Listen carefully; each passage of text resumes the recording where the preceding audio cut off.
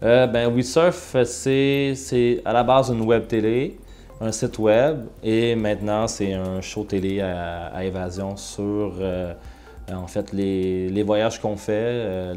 L'esprit de WeSurf, c'est vraiment c'est de voyager à travers les yeux des locaux qu'on rencontre. Et notre but, et en fait, notre cheval de Troie ou notre sujet premier, c'est le surf, mais rendu sur place, c'est souvent beaucoup plus que le surf. En fait, c'est beaucoup plus que l'histoire derrière le surf. C'est plus la quête de la vague, la quête de découvrir d'autres pays, d'autres cultures.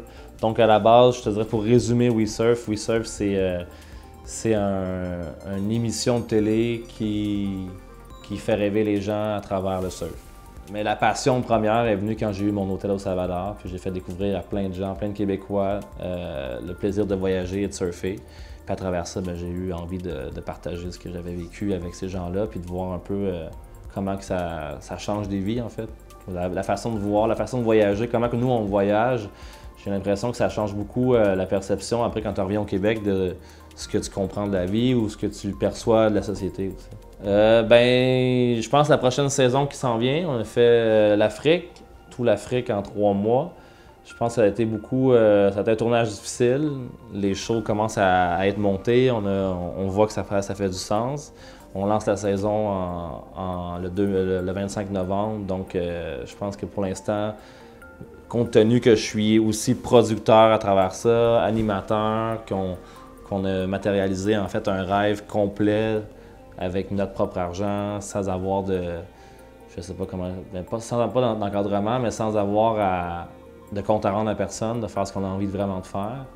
Ça a été, je pense que pour l'instant, c'est mon plus gros projet là, que j'ai entre les mains. En tout cas, moi, de la façon que j'ai entrepris mon entreprise, ça a été d'écouter mon instinct, même si des fois ça fait pas de sens, d'aller de l'avant. Quand tu y crois, fonce. Sinon, sois patient, tu vas recevoir beaucoup de claques d'en face. Je pense que les meilleurs entrepreneurs que je connais, c'est ceux qui sont capables de se relever, de prendre le défi, de prendre ça comme un défi et non comme une déception.